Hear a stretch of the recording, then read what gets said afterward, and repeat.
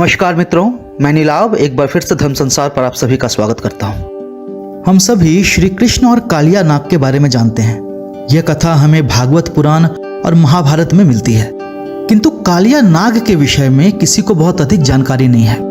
आज इस वीडियो में हम कालिया नाग के बारे में ही जानेंगे। कालिया नाग वास्तव में महर्षि कश्यप और कुद्रु की ही संतान था।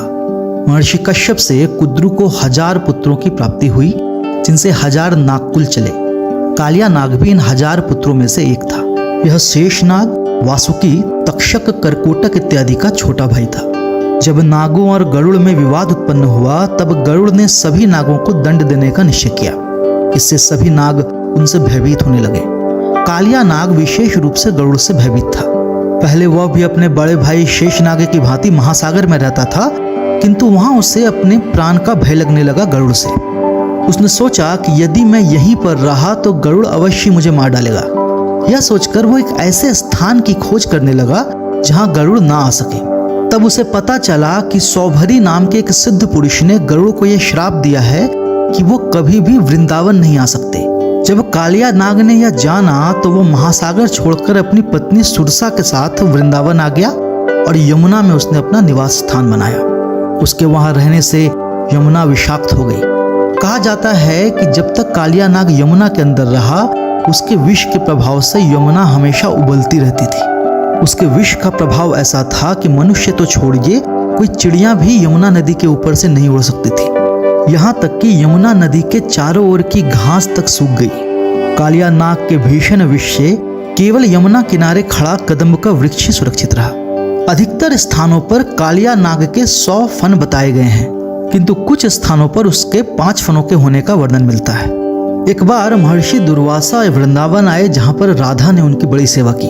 उनके जाने के बाद राधा जल भरने के लिए यमुना नदी पर गई, लेकिन तभी उसने वहां पर महाभयंकर कालिया नाग को देखा। उसे देखकर वह डर गई और दौड़कर वृंदावन वापस आई और सबको उसके बारे में बताया। जब श्री कृष्ण ने यह सुना तो उन्हें बड़ा क्रोध आया कि कालिया नाग के कारण राधा को बड़ा भय हुआ। उन्होंने ये निश्चय किया कि अब वृंदावन को कालिया नाग के आतंक से मुक्त करवाएंगे। तब श्री कृष्ण ने यमुना नदी के किनारे पहुंचे, जहां पर उन्होंने कालिया नाग को देखा। जब कालिया नाग ने एक बालक को अपने समक्ष देखा तो उन्होंने श्री कृष्ण को अपनी पूंछ में जकड़ लिया और उन्हें नदी के अंदर खींचने का प्रयास करने लगा, किंतु श्री कृष्ण उससे टस से मस नहीं हुए। यह देखकर कालिया नाग भागने लगा, किंतु श्री कृष्ण ने उसकी पूंछ पकड़ ली और उससे कहा कि जब तक वह लोगों को सताना नहीं छोड़ेगा, तब तक वे उसे मुक्त नहीं करेंगे। कालिया नाग ने उनकी पकड़ से छूटने का बड़ा प्रयास किया, किंतु ऐसा वह नहीं कर सका। उसी समय माता यशोदा वहां आई और एक सर्प के समक्ष श्री कृष्ण को देखकर उन्होंने भय से उन्हें वापस आने की आज्ञा दी। श्री कृष्ण अपनी माता की आज्ञा की अवहेलना नहीं कर सकते थे, इसीलिए उन्होंने कालिया नाग को उस समय छोड़ दिया और वापस चले गए। कालिया नाग और श्री कृष्ण की यह कथा हमें भागवत पुराण और हरिवंश पुराण में मिलती है। इसके आगे की कथा हमें महाभारत में मिलती है। अगले दिन श्री कृष्ण अपने साथियों के साथ यमुना नदी के किनारे खेल रहे थे। अचानक राधा ने गेंद यमुना नदी के अंदर फेंक दी।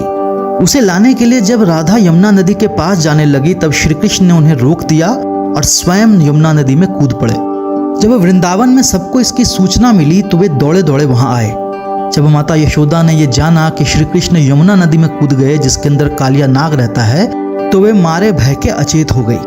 उधर श्री कृष्ण यमुना के अंदर जाकर कालिया नाग को खोजने लगे। कुछ दूरी पर उन्हें कालिया नाग दिखा, जिसके फनों से विष झड़ रहा था। तब श्री कृष्ण को देखकर कालिया नाग ने पुनः उन्हें अपनी पूंछ में जकड़ना चाहा, किंतु श्री कृष्ण ने अपने शरीर का विस्तार किया, जिससे उसे उन्हें छोड़ना पड़ा। तब श्री कृष्ण कालिया नाग के फन पर चढ़ गए और वे उनके फनों पर कूदने लगे, जिससे कालिया नाग का सारा विष निकलने लगा। श्री कृष्ण ने सोचा कि इसका सारा विष जब समाप्त हो जाएगा, तब यह यमुना को कभी भी प्रदूषित नहीं कर पाएगा। किंतु अधिक विष निकल जाने के कारण कालिया नाग मरणासन अवस्था में आ गया। जब उसकी पत्नी ने देखा कि उसके पति की मृत्यु होने वाली है, तो वो श्री कृष्ण की शरण में गई।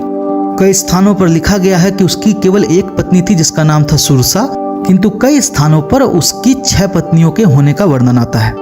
जब उसकी पत्नियों ने श्री कृष्ण से कालिया नाग को जीवन दान देने की प्रार्थना की, तब श्री कृष्ण इस शर्त पर राजी हुए कि कालिया नाग वहां से चला जाएगा। इस पर कालिया नाग ने कहा कि हे प्रभु, मैं यहाँ से जाऊं कैसे क्योंकि यदि मैं बाहर गया तो गरुड़ अवश्य मुझे मार डालेगा। तब श्री कृष्ण ने उसे आज्ञा दी कि वह रमनक द्वीप पे चला जाए और उसे अभय वरदान भी दिया कि गरुड़ वहां उन्हें कोई हानि नहीं पहुंचाएंगे। श्री कृष्ण का अभय पाकर कालिया बहुत प्रसन्न हुआ और वहां से जाने को तत्पर हुआ, किंतु जाने से पहले उसने श्री कृष्ण से यह प्रार्थना की कि हे प्रभु, जिस प्रकार आप मेरे बड़े भाई शेषनाग पर विराजमान रहते हैं, मेरी यह इच्छा है कि एक बार आप मुझ पर भी विराजमान हो। उसकी यह इच्छा सुनकर श्री कृष्ण पुनः उसके फन पर चढ़ गए और कालिया नाग उन्हें लेकर यमुना से बाहर निकला। जब लोगों ने देखा कि कालिया नाग के सर पर भगवान श्री कृष्ण है तो सभी भयभीत हो गए और साथ ही साथ प्रसन्न भी। वहां पर कालिया नाग के सर पर भगवान श्री कृष्ण ने एक अद्भुत नृत्य किया। कालिया नाग जो भी फन उठाता था, श्री कृष्ण उस पर चढ़कर उसका दमन कर देते थे। इस प्रकार उन्होंने कालिया नाग के सभी 100 फनों का दमन कर दिया। इसी कारण उस दिन से श्री कृष्ण को नाथ नथैया के नाम से भी जाना गया। बाद में श्री कृष्ण की आज्ञा अनुसार कालिया नाग रमनक द्वीप पर चला गया और वहां पर अपने परिवार के साथ शांति से रहने लगा। आज जो फिजी है वही हमारे ग्रंथों में रमनक द्वीप के नाम से जाना जाता है। यही कारण है कि आज भी फिजी में नागों की बड़ी महत्ता है और वे लोग उनकी पूजा करते हैं। हमें आशा है ये वीडियो आपको पसंद आया होगा। यदि ऐसा हो तो